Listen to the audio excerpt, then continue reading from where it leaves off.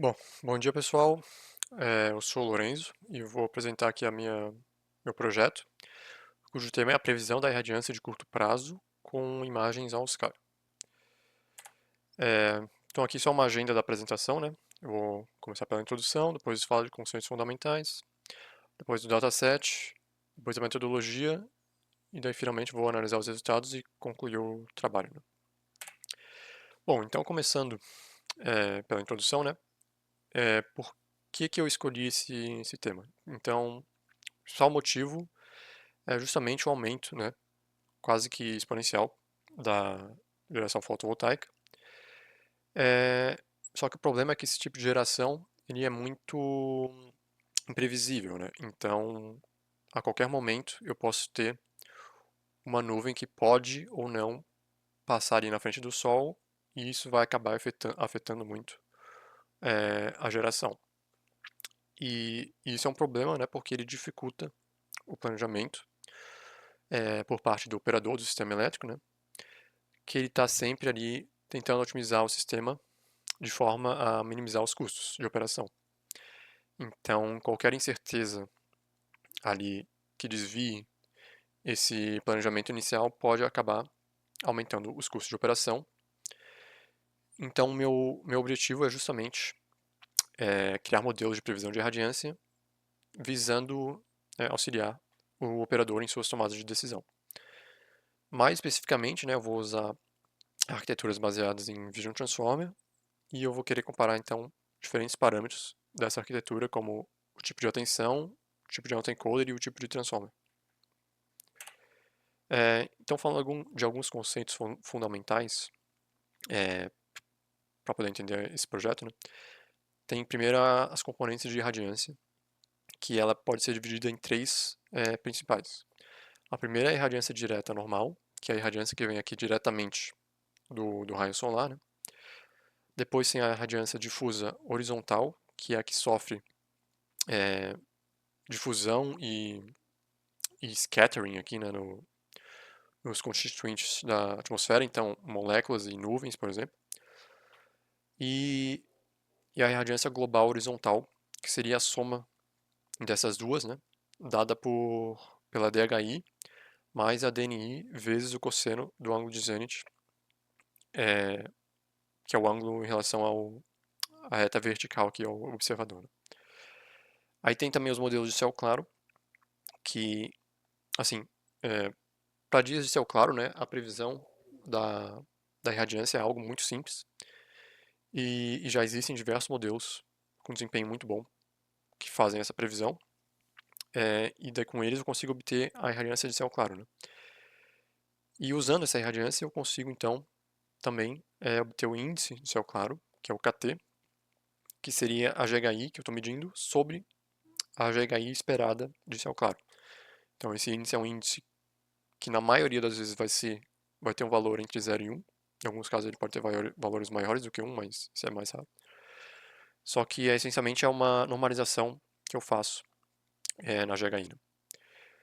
Aí tem também o modelo persistente, que é o modelo de previsão mais simples possível, porque ele assume, ingenuamente, né, ele assume que o KT atual, que eu estou medindo, vai se manter constante para todo o meu horizonte de previsão T, de forma que a minha previsão de GHI seja dada é, pelo meu KT atual vezes a irradiância de céu claro futura.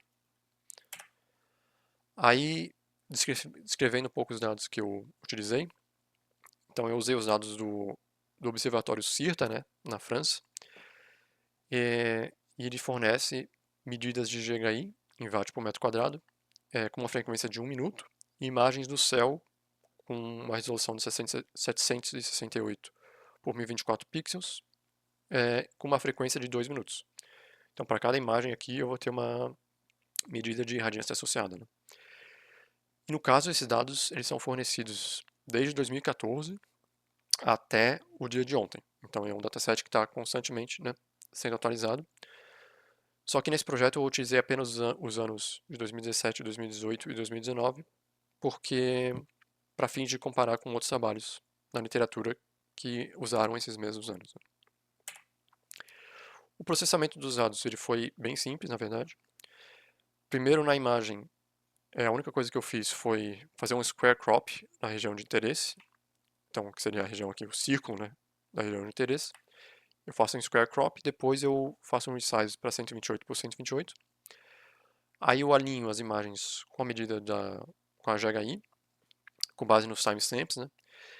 E os timestamps com um zenith maior do que 80 graus, eu retiro, porque esses timestamps ou são muito no final ou muito no começo do dia, que é quando a relevância está muito baixa, né, e não são muito relevantes aí pro, pro contexto de geração fotovoltaica, né? Então eu retiro esses instantes. E depois eu crio as amostras de vídeo, né, que eu vou usar nos modelos, onde cada amostra vai ser formada por 10 frames. Os 5 primeiros frames vão ser conhecidos, né, de T-8 até T, e os 5 últimos frames serão os frames que eu quero prever do futuro, então de T mais 2 até T mais 10. Aqui seria em minutos, né? Então T mais 2 minutos até T mais 10 minutos. E então aqui eu teria um exemplo de como que fica uma amostra do meu dataset, né? Eu tenho aqui para o meu instante T, que seria as 9h24, eu vou ter os pés para todas as imagens de T-8 até T, e nesse source pass, e o meu target pass seria os frames do futuro, né? Da mesma forma, eu vou ter as medidas de GHI associadas, GHI de céu claro e o KT. Aí o split treino-teste foi usado 2017 e 2018 para o treino, os dias pares de 2019 para a validação e os dias ímpares para o teste. Aí então a metodologia. O objetivo do projeto ele é prever a GHI de 10 minutos no futuro, com uma frequência de 2 minutos, né? Então T mais 2 até T mais 10, a partir dos 8 minutos passados. Para isso, eu utilizo uma abordagem aqui em duas etapas. A primeira etapa é prever, a partir de sequência do passado, prever a sequência do futuro com esse modelo 1. Depois, para cada frame gerado aqui na sequência do futuro, eu aplico o modelo 2, que vai fazer a regressão em cima desse frame e vai me dar a previsão a estimativa, né, da irradiância. Para evitar um escopo muito grande aqui, eu não vou focar muito no modelo 2. No caso, ele foi só um modelo que eu treinei uma vez, né, que foi uma ResNet 50, que ela prevê o KT e depois transforma o KT na GHI. Só que eu mantenho ela congelada em todos os experimentos, porque não é o foco aqui do projeto. O foco do projeto é o modelo 1, que, como eu falei, é baseado em Transformers, e em específica baseado no Predeformer, que ele muda aqui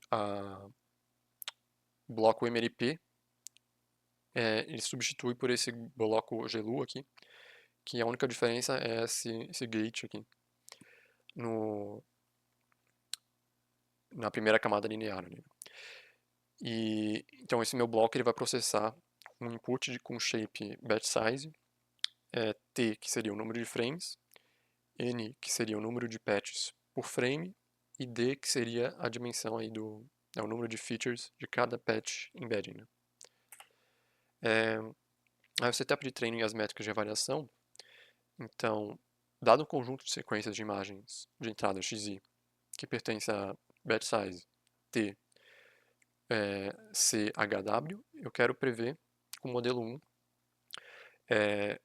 a sequência YI, né, que também pertence a BTCHW, tem o mesmo shape. Então, eu faço isso otimizando o MSE entre os pixels gerados e os pixels reais.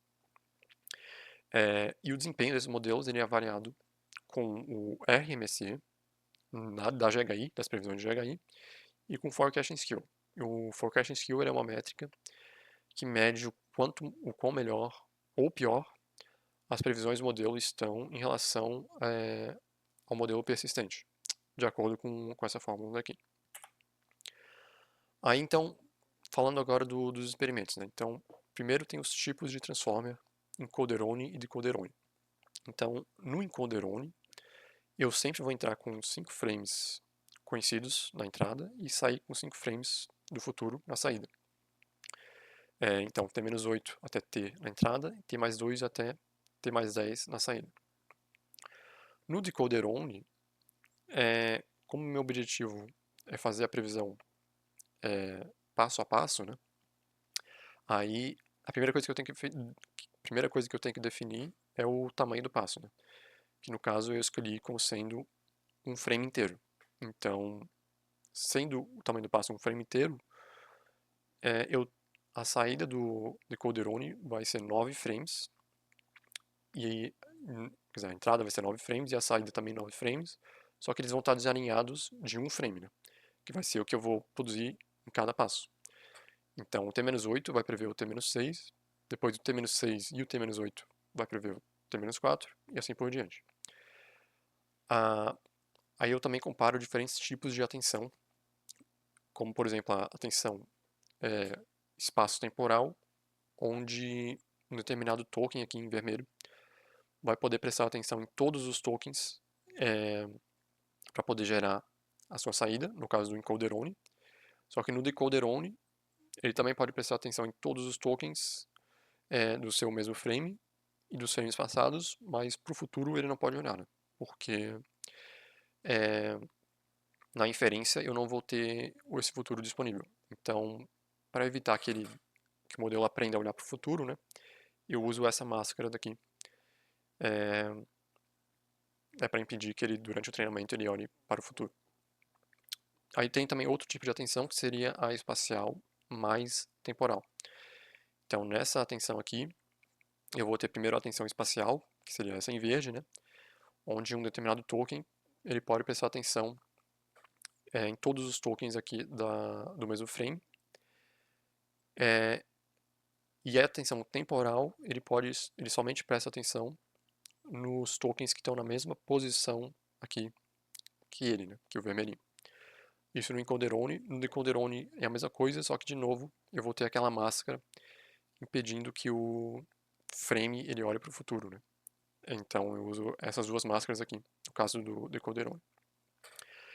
E aí no modelo, né, isso significa, né, primeiro para essa atenção aqui espaço temporal, que eu vou ter L tokens, quer dizer, L blocos do meu transformer, onde todos os blocos vão ser iguais e todos eles vão processar uma sequência aqui de tamanho T vezes N, né? Que seria o número total de tokens, o que dá uma sequência bem grande. No caso dessa segunda tensão aqui, é como se eu tivesse N sobre 4 blocos, onde cada um desses blocos vai ser composto por 4 subblocos, né, de transformer. O primeiro subbloco vai ser o temporal, que vai processar uma sequência de tamanho T aqui. Depois seguido por dois blocos espaciais, que vão processar a sequência de tamanho N. E por último, eu vou ter mais um bloco temporal, que vai processar a sequência de tamanho T. Então eu repito isso, eu vou concatenando esses blocos aí, intercalados dessa maneira. Aí tem também o tipo de autoencoder. Então o primeiro autoencoder seria o autoencoder linear, que é o padrão utilizado tanto no predeformer quanto no transformer tradicional, né? E ele codifica os patches de forma independente, e a única informação sobre a posição dos patches ele vem do positional encoding, né? E tem também o autoencoder UNet, que ele, além de codificar a informação espacial com suas camadas convolucionais, né, ele também possui essas skip connections aqui, né? E essas skip connections eu estou levantando a hipótese, né, de que pode estimular o predeformer a prever a diferença entre o passado e o futuro, o que pode ser algo benéfico para a previsão, né? Em vez de prever tentar reconstruir o futuro, tentar apenas prever a diferença e somar essa diferença ao passado para obter a previsão. Daí para essa UNet eu usei uma ResNet 34 como backbone, só que com apenas 4 níveis de redução em vez de 5, porque no quarto nível o meu tensor ele tinha o mesmo shape que o shape do autoencoder linear. Então, do ponto de vista do predeformer, eu só preciso encaixar ele ali no bottleneck, né? Sem precisar fazer nenhuma alteração. E daí fica bem mais simples, né, de implementar. Aí os resultados, então, a primeira coisa que dá para ver nessa tabela 1 aqui, é que os modelos encoder-only ele possuem uma complexidade computacional bem menor do que os modelos de encoder-only, né? Isso é por causa que o tamanho da sequência no encoder-only é 5, enquanto que no decoder-only é 9, né? Que nem eu mencionei ali no slide passado. E além disso, né, a tensão espacial temporal, que seria essa quad TST, também tem um... E o autoencoder linear, eles também diminuem, né, a complexidade computacional. Aqui tem a tabela com erro em termos do RMSE, né, da GHI, de cada modelo. Só que acho que não fica tão fácil de visualizar. Eu acho que fica mais fácil com o forecasting skill mesmo. Então, logo de cara que a gente vê, né, essa figura, que eu tenho aqui nas linhas de cima os modelos com autoencoder e UNet, e nas linhas de baixo com autoencoder linear, e na coluna da esquerda a tensão espaço-temporal, e na coluna da direita a outro tipo de atenção.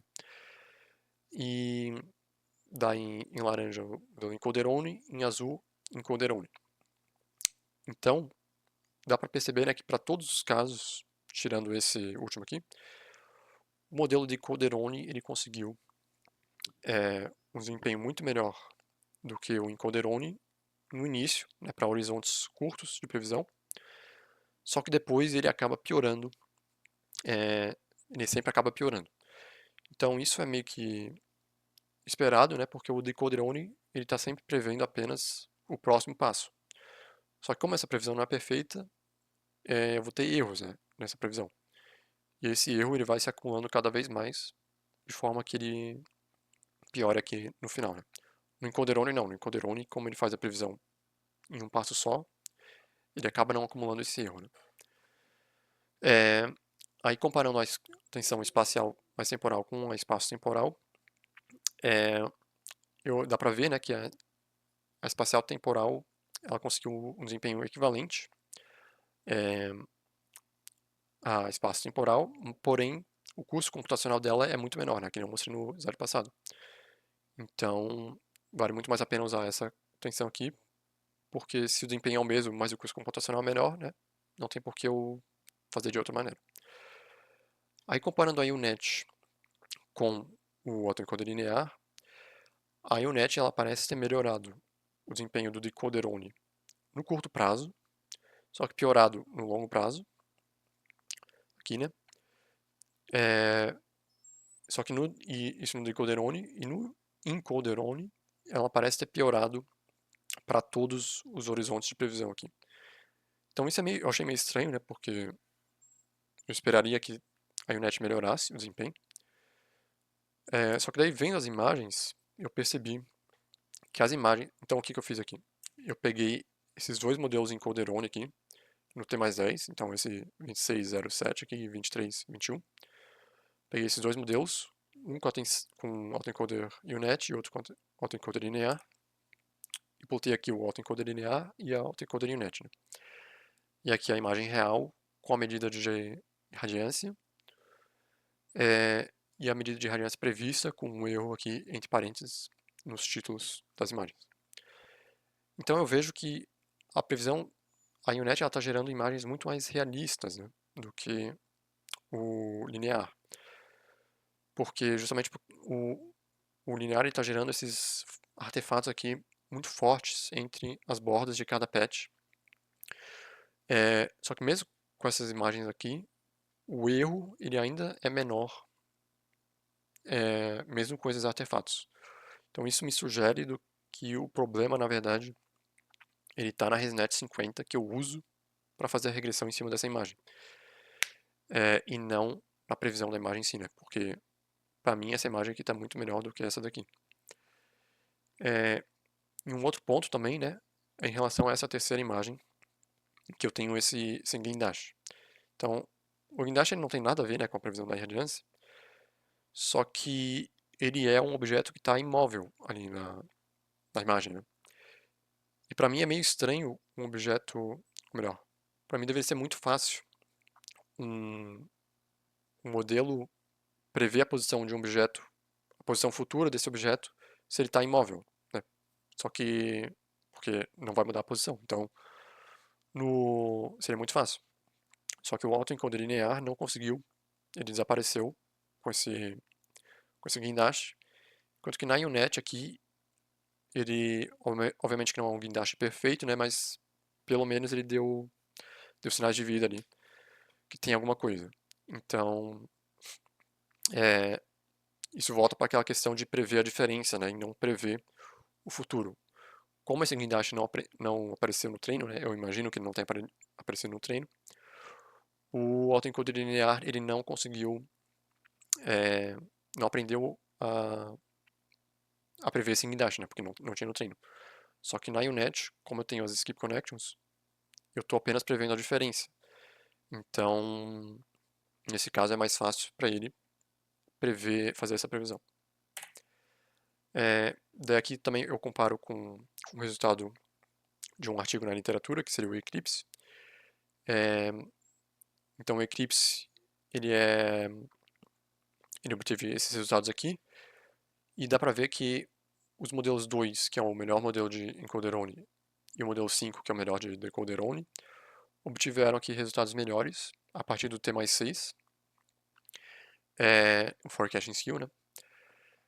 E só que como esse Eclipse é baseado puramente em convoluções, né? Convoluções 3D e 2D, isso me sugere então que o Transformer ele é mais ele consegue modelar essas dependências de longo prazo melhor do que a convolução, né? Então, o que é condizente com esse tipo de arquitetura do que a gente sabe desse tipo de arquitetura. Então, para concluir, é, a gente viu que modelos em Calderone evitaram o acúmulo autoregressivo do erro e conseguiram um melhor desempenho no longo prazo do que os modelos de Calderone. Além disso, a atenção espacial mais temporal ela conseguiu um desempenho equivalente à atenção espaço-temporal, mesmo com um custo computacional muito menor.